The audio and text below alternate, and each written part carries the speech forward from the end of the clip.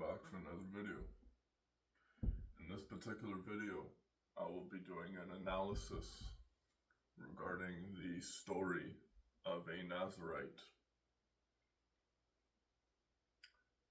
And the understanding of a Nazarite being an individual whom chooses not to drink wine or of an alcoholic substance until they essentially arrive to heaven, where they may share their first toast with God.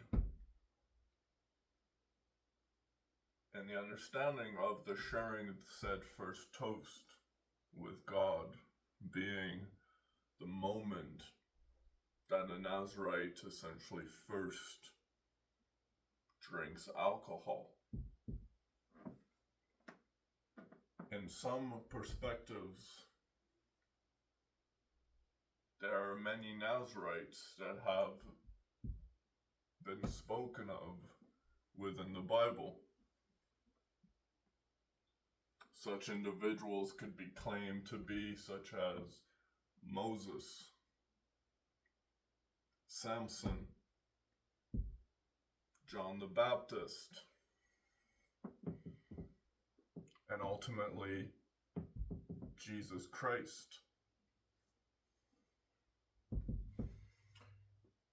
These Nazarites are individuals of great biblical significance, for the particular reason being that they are chosen by God. They were gifted to either a barren or virgin mother, which means neither were able to bear children and yet still had a child.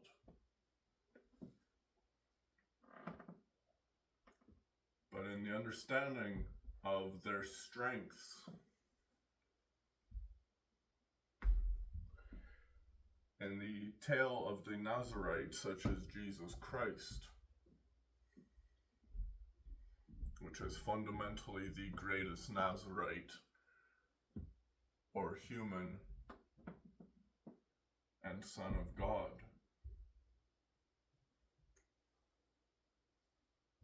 But in understanding his first toast with God,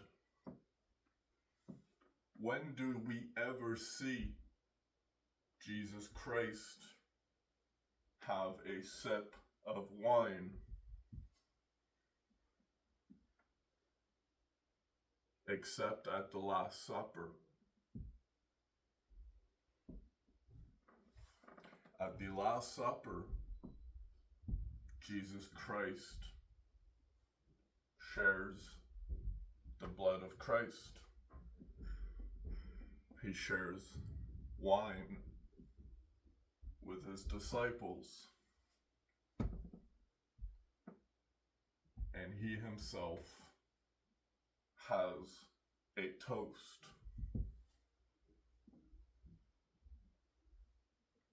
And in his toast with God, you would then see where he essentially was met once more by God.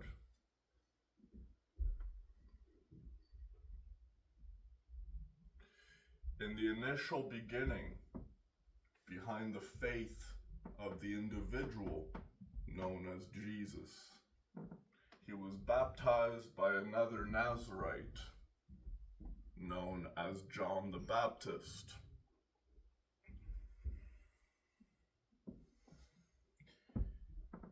In the understanding of John the Baptist,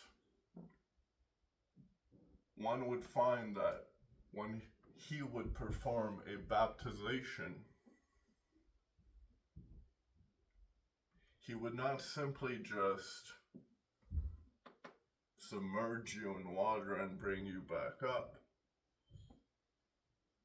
In the understanding of John the Baptist,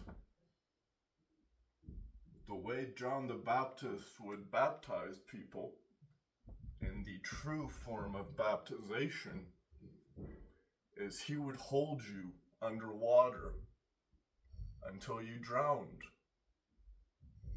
and you would see the light. If you were pure, you would essentially wake up reborn.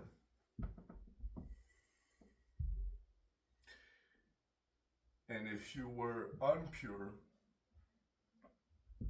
you would have now a rebirth once more. Not many people were lining up to be baptized this particular way, you could say. But one particular individual did. And that individual's name was Jesus Christ.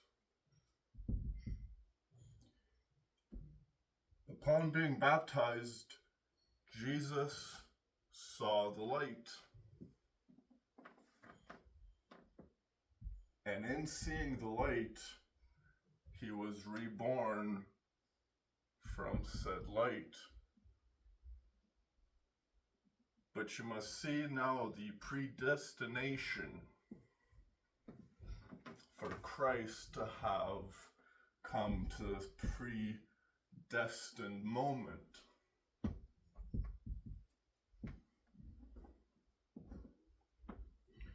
In understanding that Christ was born of a mother that was simply blessed by an angel, but not of any mother, a virgin, which means she was the purest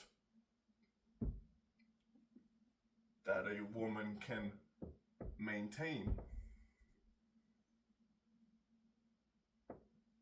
And in the purest form of herself, not tarnished by the sins of a man,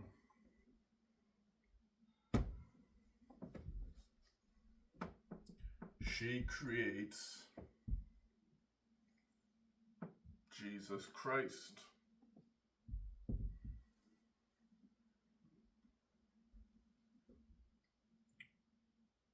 And this very child is a very special being. He is granted a, you could say, tribute upon his birth. He is met by 3 kings that welcome him into the world, which already predestines him to be a child of great potential.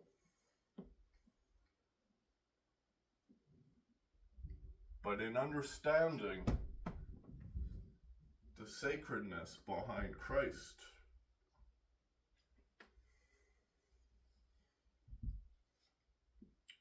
one might find the depth behind sharing that toast, having that first sip, which then led him once again beyond the point of having seen the light, but now to experience God once more.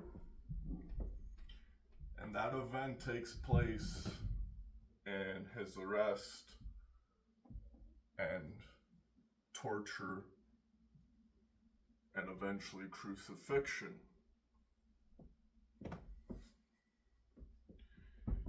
Where even in his last words,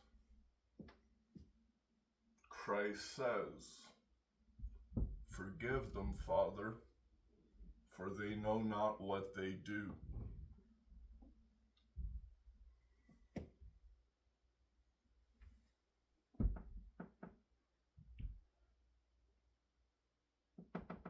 In the toast,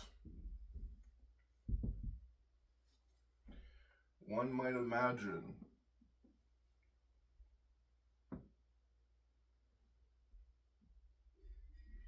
that upon sharing said moment with God, Christ himself realized this was his destiny. To die for the world's sins.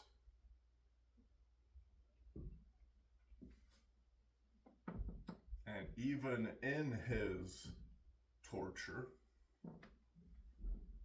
we see the worst of that era of man's possible potential for sinning be unleashed upon him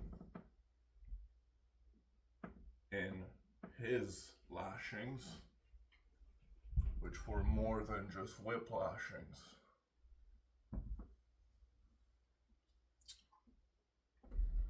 And in this particular moment, you might feel a tremblance within yourself.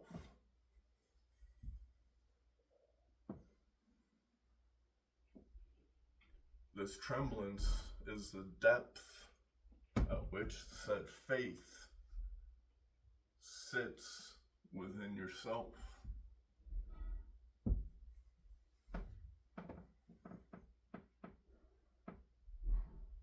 And understanding that Christ made this sacrifice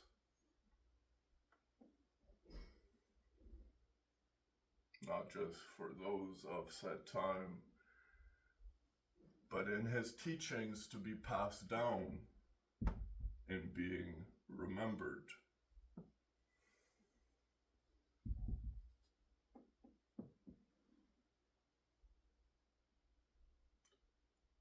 Do you accept Christ as your Lord and Savior?